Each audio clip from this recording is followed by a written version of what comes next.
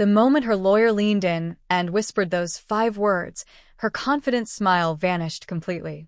Her face went pale, her hands started shaking, and the papers she had been so ready to sign trembled in her grip. For the first time in months, I felt a quiet sense of satisfaction. But I'm getting ahead of myself because you need to know how we got here and how a woman everyone assumed had given up patiently planned every step. My name is Crystal Cooper. I'm 34 years old, and until a few months ago, I shared a close sisterly bond with my sister from our foster days in Sacramento, California. But that day, my sister made it clear she wanted everything. She said, "The house, the cars, everything is mine. You can deal with whatever is left." This happened right after our mother passed away. My lawyer pushed me hard to fight back and claim my share. I told her, let her take it all. People around me thought I had lost my mind for handing over so much without resistance. She walked around with smug confidence, certain she had won, right up until her lawyer turned pale and everything changed. If you're already hooked on this family drama and want to see how it ends, hit that subscribe button and tell me in the comments where you're watching from and what time it is there. I read every single comment. Thank you. Now let's go back to the beginning. Our bond formed early in that Sacramento foster home many years ago. We were orphans when Denise, who became my mom, took us in and gave us our first real sense of stability with regular meals and bedtime stories that made the world feel safe. Mom built a home where Victoria and I could thrive, turning what could have been a temporary placement into a permanent family through her unwavering dedication to both of us equally. Victoria and I grew up inseparable during those early years, sharing everything from favorite toys during playtime to teenage secrets whispered late at night when Mom thought we were asleep. We faced school challenges together, helping each other with homework or defending one another from bullies at the local elementary school near our Sacramento neighborhood. Those moments created a foundation of trust that seemed unbreakable as we dreamed about the future while walking home from classes hand in hand. I always performed better academically, consistently earning top grades through study habits and extra credit projects that teachers praised in parent-teacher conferences. My efforts led to a full scholarship at the local community college, which not only covered tuition but also brought recognition from the school board during an assembly where Mom beamed with pride from the audience. That achievement opened doors for part-time jobs that helped the family financially while I balanced classes and home responsibilities. Victoria started showing subtle signs of jealousy around the time my report cards outshone hers, especially after I received that scholarship announcement letter in the mail one afternoon. Her compliments turned into offhand remarks like, "You got lucky with those grades." During dinner conversations, resentment built over months as family gatherings focused more on my successes. She withdrew slightly during family celebrations for my awards, choosing to stay quiet in the corner instead of joining the excitement, which I dismissed as temporary mood swings at first.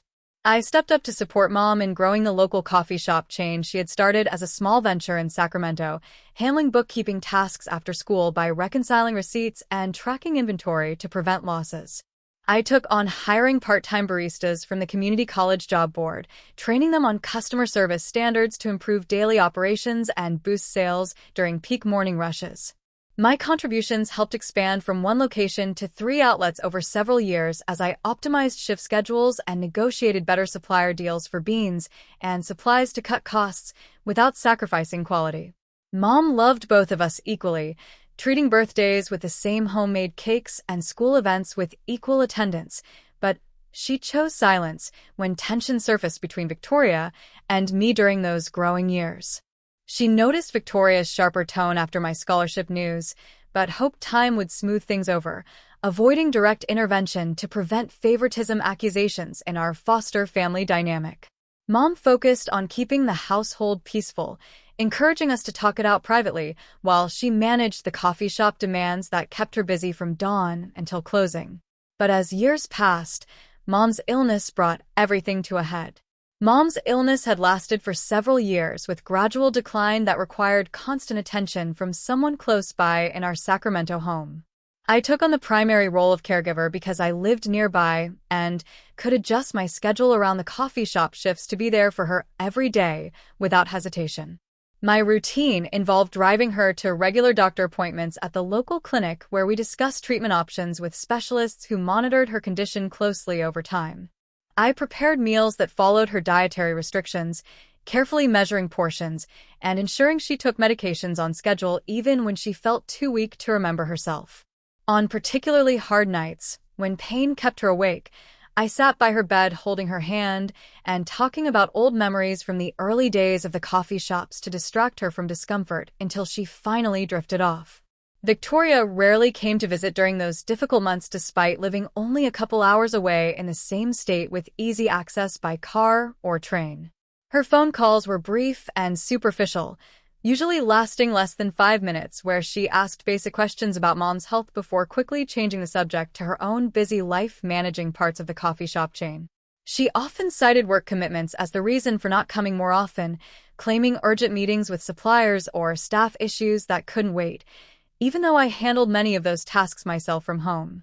One call stands out when she said, "I'm swamped this week, but tell Mom I'll visit soon," only to never show up for weeks afterward, leaving me to manage everything alone. Those conversations left me feeling alone in the responsibility as I sat by Mom's bedside reading to her or simply holding her hand during quiet evenings when pain kept her awake. Mom passed away peacefully one morning after a particularly tough night where I stayed up ensuring she was comfortable until the end, surrounded by familiar things in her own room. The funeral brought family and friends together at a small service in Sacramento, with everyone sharing stories about how Mom had touched their lives through her kindness and dedication to the community via the coffee shops she built from scratch. Victoria attended the service, but left soon after without staying for the reception, citing a prior engagement that required her immediate attention back home. Her absence during the gathering felt noticeable to several relatives who asked me about it privately, expressing concern over the growing distance between us over recent years. Some even whispered that Victoria seemed distracted throughout the ceremony, checking her phone repeatedly instead of focusing on the moment. Victoria arrived unannounced at the family home shortly afterward, accompanied by Dustin Brown, her boyfriend, who also happened to be a well-known lawyer specializing in estate matters around Sacramento. Their sudden presence caught me off guard as I was still sorting through Mom's personal belongings and paperwork in the days following the burial arrangements. Dustin spoke confidently about legal options for dividing assets while Victoria stood beside him nodding in agreement as they outlined their view on how things should proceed moving forward. He added, "From a legal standpoint, Victoria has strong rights here given her involvement in the business," in a tone that felt more threatening than helpful. They began going through drawers and files containing old documents without asking permission first, which made me uncomfortable given the sensitive nature of some items related to Mom's final wishes. One evening, they changed the locks on the main doors, claiming it was for security reasons during the transition period, but never provided me with new keys, immediately leaving me to request access later through text messages. That action raised serious questions in my mind about their intentions, especially since no break-ins or threats had occurred in our quiet Sacramento neighborhood before then. Victoria finally stated her position clearly during a tense conversation in the living room, saying, "I want the house, the cars, the shops, everything."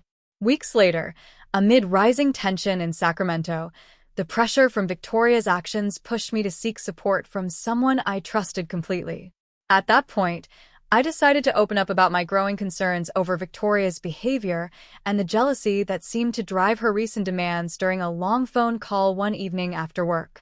I chose Pamela, my friend from high school years, because we had stayed close through college and early adult life, sharing many personal stories over coffee meetups whenever possible. I told Pamela everything that had built up since Mom's passing, including how Victoria's distance during the illness felt deliberate, and how her sudden arrival with Dustin made me question her true motives from the start. I explained the details of Victoria's declaration about wanting all the assets and how Dustin's involvement as her boyfriend and lawyer added an intimidating layer to the whole situation in our family home. I shared my worries about the changed locks and searched drawers, mentioning specific instances where personal papers went missing temporarily after their visits. Pamela listened carefully without interrupting much, asking occasional questions to clarify timelines or specific comments Victoria had made during confrontations. I felt a wave of relief pouring out these thoughts to someone outside the family who knew both Victoria and me from earlier days when things were less complicated between us. I asked Pamela directly if she would help me look into some of the financial transactions related to the coffee shop chain that seemed off based on what I had seen in the books so far. I gave her a few examples of irregular entries involving large withdrawals that did not match regular expenses or supplier payments over recent months. Pamela assured me she would keep everything confidential, promising, "I won't breathe a word to anyone, especially not Victoria," while suggesting we meet soon to go over copies of documents I could provide safely. Her offer gave me hope that an outside perspective might uncover patterns I missed alone, especially since she had accounting experience from her current job in a local firm. In reality, Pamela betrayed that trust almost immediately by arranging a private meeting with Victoria shortly after our conversation to relay every detail I had shared without hesitation. Snorts. She repeated my exact words about feeling threatened by Dustin's legal talk and my suspicions regarding the missing papers during their searches of the house.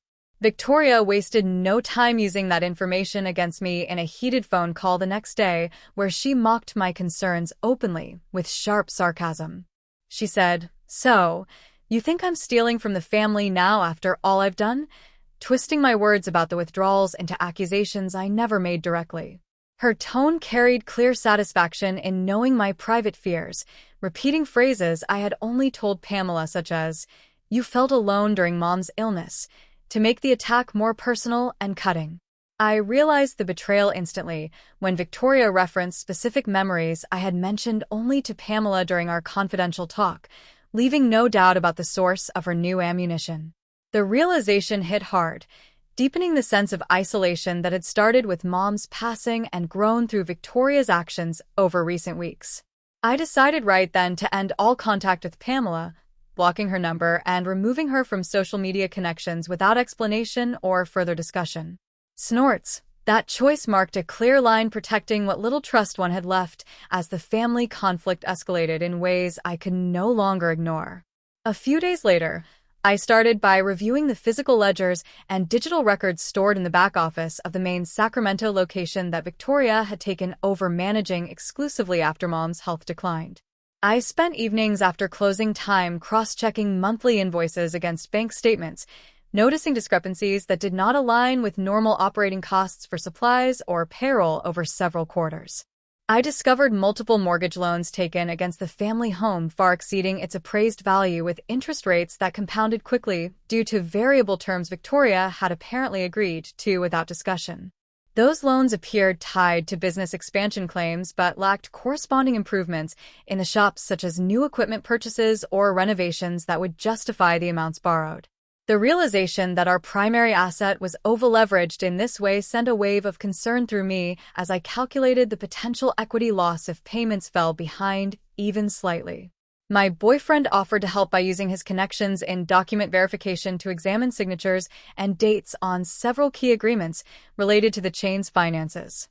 Together, we identified forged elements in transfer authorizations that attempted to shift control of shared assets without Mom's authentic approval or knowledge during her illness.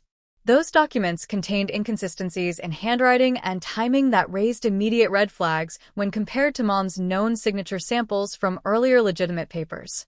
We gathered clear proof of Victoria transferring substantial cash sums from the business operating account directly into her personal banking profile across numerous transactions spanning many months. The pattern showed regular withdrawals labeled vaguely as vendor payments or miscellaneous expenses that never matched actual receipts or supplier records I could locate in the files. Seeing the totals add up to significant figures over time made the scope of diversion undeniable, leaving me with a mix of anger and determination to document everything properly.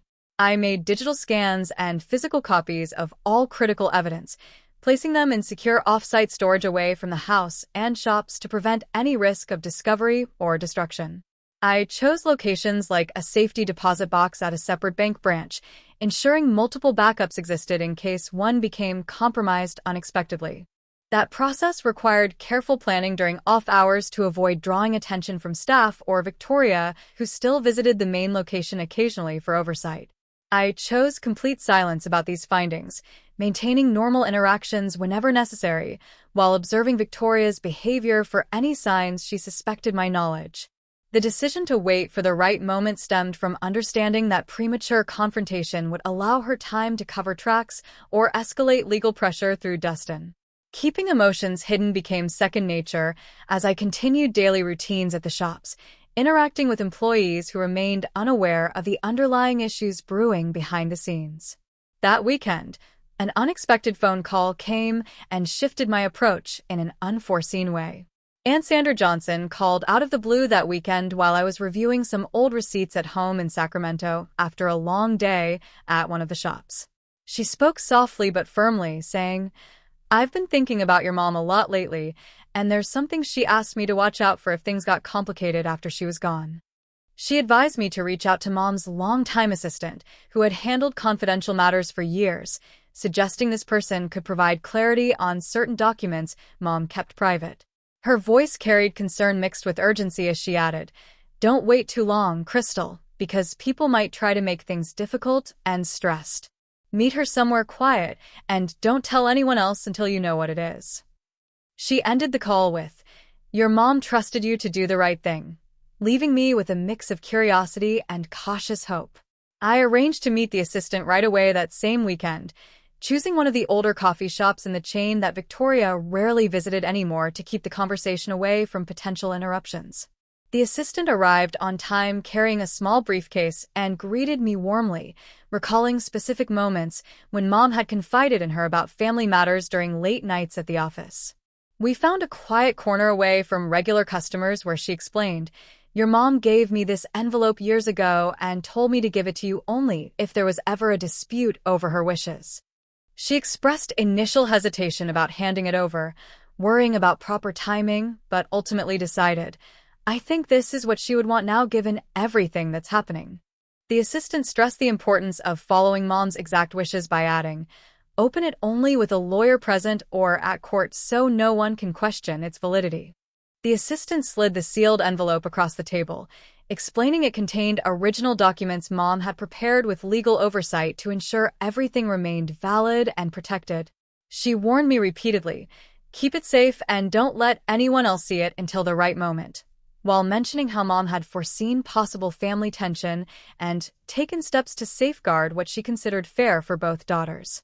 Her expression showed relief mixed with sadness as she shared, "Your mom always said you were the one who paid attention to details, and she trusted you to handle this responsibly." We talked briefly about Mom's final months with the assistant, recalling small conversations that reinforced Mom's quiet determination to handle things her own way without causing open conflict while she was still alive.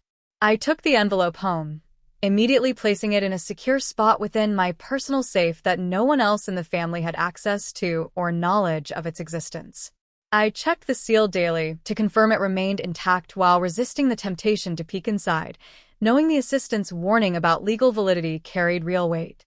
That period of waiting tested my patience as I continued daily routines at the remaining open shops, interacting with employees who sensed tension but asked few questions out of respect for the family situation. I began researching and contacting lawyers specializing in estate and probate cases in the Sacramento area, reviewing online profiles and client feedback to find someone experienced with complex family disputes. After several initial consultations, I selected Sandra Wilson, my lawyer, who demonstrated clear understanding of California probate rules and strategies for contested wills. During our first meeting, we discussed timelines and potential challenges, preparing a plan that involved gathering all existing evidence while incorporating whatever the sealed envelope might reveal at the appropriate stage. Her professional approach gave me confidence that the case would be handled methodically without unnecessary escalation early on. The feeling that I finally held enough advantage to face the upcoming confrontation grew stronger with each passing day, bringing a sense of inner calm I had not experienced since Mom's illness began. That quiet assurance came from knowing preparations were thorough and aligned with what Mom had apparently intended all along despite the surrounding conflict. On the morning of the probate hearing in Sacramento, the formal session at the Sacramento County Superior Court began with all parties seated in the designated courtroom for estate matters. I had hired Sandra Wilson, my lawyer, who specialized in handling complicated probate disputes in the local area with extensive experience in California law regarding wills and inheritance challenges. She reviewed our final strategy one last time in the hallway, emphasizing the importance of presenting the sealed envelope at this official stage to ensure maximum legal weight under probate procedures. Her thorough preparation over recent weeks gave me confidence as we entered the room where Victoria and Dustin waited with visible assurance about the expected outcome. I had intentionally appeared cooperative during the earlier mediation sessions, agreeing to relinquish nearly all assets to avoid raising suspicions and keep Victoria from preparing counterarguments. That calculated approach allowed her to assume victory was assured, encouraging her to relax defenses while Sandra and I built the case quietly behind the scenes. The mediation meetings concluded with Victoria expressing satisfaction at my apparent concession, believing the division would proceed smoothly in her favor without further contest.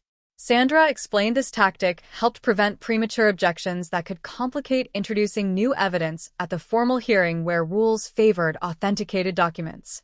At the official probate hearing, Judge Margaret Ellis, the presiding judge, called the case to order, reviewing the file briefly before asking if both sides were ready to proceed with final arguments.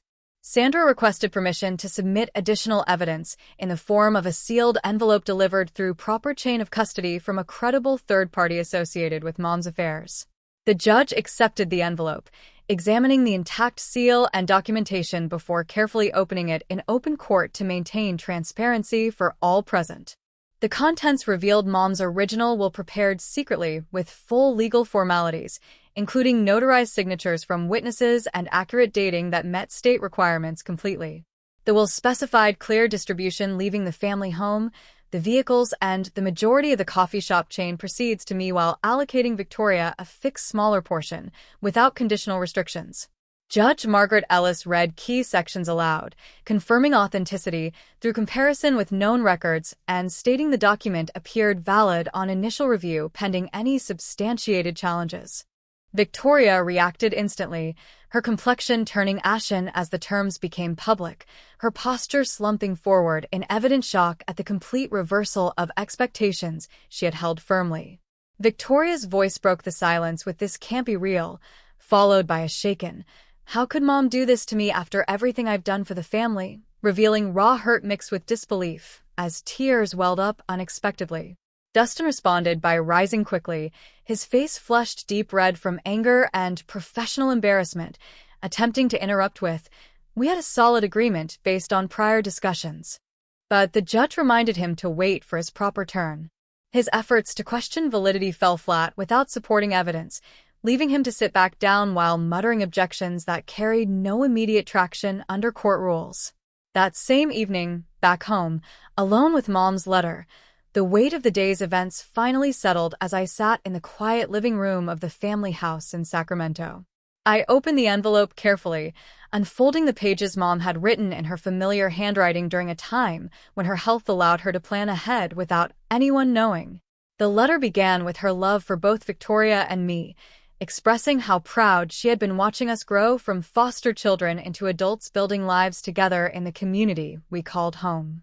She explained that over the years she had noticed Victoria's growing resentment toward my achievements, turning what started as sibling rivalry into something deeper and harder to control.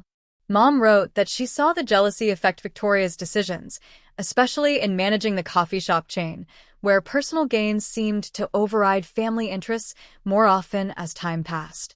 Mom revealed she had created the secret will to protect me from losing everything to Victoria's actions that she feared might become dishonest if unchecked after her passing.